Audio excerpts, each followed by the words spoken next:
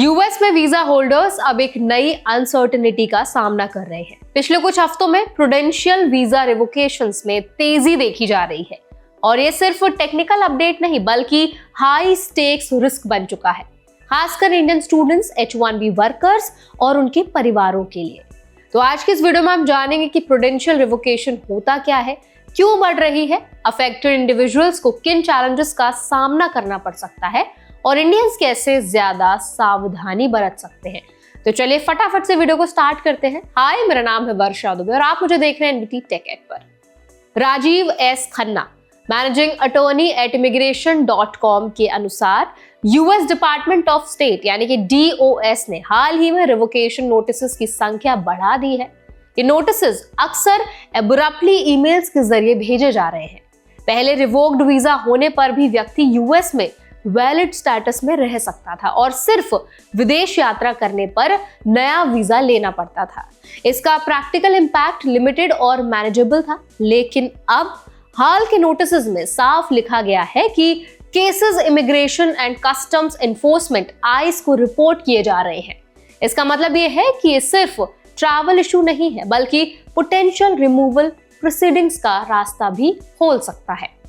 Indian diaspora में चिंता बढ़ गई है क्योंकि प्रूडेंशियल रिवोकेशंस अक्सर ब्रॉड और वेगली वर्डेड ग्राउंड्स पर होती है। आमतौर पर DUI अरेस्ट या लॉ एनफोर्समेंट एनकाउंटर्स को साइट किया जाता है। अभिनव त्रिपाठी, इमिग्रेशन अटॉर्नी और प्रोटेगो लॉ ग्रुप के फाउंडर के अनुसार ये ट्रेंड इस बात को दिखाता है कि पुराने डेटा और इंफॉर्मेशन को अब नए तरीके से इवैल्यूएट किया जा रहा है। पुराने अरेस्ट, इमिग्रेशन हिस्ट्री और सोशल मीडिया डेटा का रीसरफेसिंग एक्शन ट्रिगर्ड कर सकता है।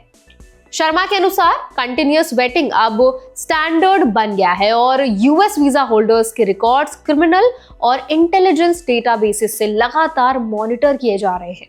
DS-160 वीजा एप्लीकेशन फॉर्म्स में सोशल मीडिया हैंडल्स और पास्ट 5 ईयर हिस्ट्री मांगी जाती है, जबकि एक्सट्रीम वेटिंग फॉर्म DS-5535 में पास्ट 15 ईयर्स की ट्रैवल और एम्प्लॉयमेंट हिस्ट्री भी मांगी जाती है। DOS ने जून में रिलीज किया कि वीजा एप्लीकेंट्स का एंटायर ऑनलाइन प्रेजेंस भी रिव्यू किया जाएगा, जिसमें हॉस्टिलिटी या एवेसिवनेस देखी जाएगी। इसका मतलब है कि स्क्रूटनी फिक्स्ड टाइम फ्रेम तक लिमिटेड नहीं है और पुराने माइनर इश्यूज भी अब बड़ा इंपैक्ट डाल सकते हैं। अफेक्टेड इंडिविजुअल्स जो यूएस में है उनके लिए प्रूडेंशियल रिवोकेशन अक्सर लॉफुल स्टेटस या वर्क ऑथराइजेशन को इमीडिएटली अफेक्ट नहीं करता। त्रिपाठी बताते हैं कि ज्यादातर ट्रैवल और री एंट्री का इशू है। वास्तविक रिस्क तब शुरू होता है जब व्यक्ति यूएस से बाहर जाता है, क्योंकि री एंट्री के लिए फ्रेश वीजा एप्लीकेशन करनी पड़ती है और ये हाई स्क्रूटिनी के साथ आती है। खन्ना बताते हैं कि DOS अब ICE को केसेस रिपोर्ट कर रहा है, जिससे वीजा होल्डर्स को यूएस में रहते हुए भी रिमूवल प्रोसीडिंग्स का सामना करना पड़ सकता है। जुडिशियल ऑप्शंस के मामले में कॉन्सुलर नॉन रिव्यूएबिलिटी डॉक्ट्राइन के कारण बहुत लिमिटेड है। शर्मा के अनुसार प्रैक्टिकल स्टेप्स में पोस्ट रिकंसिडरेशन या फिर करेक्शन रिक्वेस्ट करना, लीगल नेट इंक्वायरी सबमिट करना, फ्रीडम ऑफ इंफॉर्मेशन एक्ट के तहत रिकॉर्ड समझना और नए वीजा के लिए रीअप्लाई करना शामिल है। नए एप्लीकेशन की स्ट्रैटेजी में सस्पेक्टेड ट्रिगर को एड्रेस करना जरूरी है। इंडियन स्टूडेंट्स और H1B वर्कर्स के लिए सबसे जरूरी लेसन यही है कि पुराने माइनर इश्यूज भी अब लाइफ ऑल्टरिंग कॉन्सिक्वेंसेस ला सकते हैं। DUI arrest, minor legal encounters या पुराने प्रोसीड्यूरल एरर्स की वजह से वीजा रिवोक हो सकता है। इसीलिए अपने रिकॉर्ड्स, डॉक्यूमेंट्स और पास्ट इंसिडेंट्स को रेगुलरली रिव्यू करना और माइनर एरर्स को जल्दी फिक्स करना बहुत इंपॉर्टेंट है। इस नए एनवायरनमेंट में सोशल मीडिया पर भी सावधानी बरतनी जरूरी है।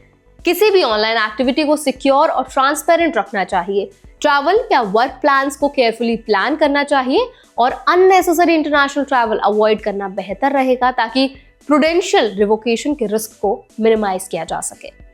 अब आप इस पूरे मुद्दे पर क्या राय रखते हैं, आपका क्या ओपिनियन है, हमें कमेंट्स के जरिए जरूर बताएं।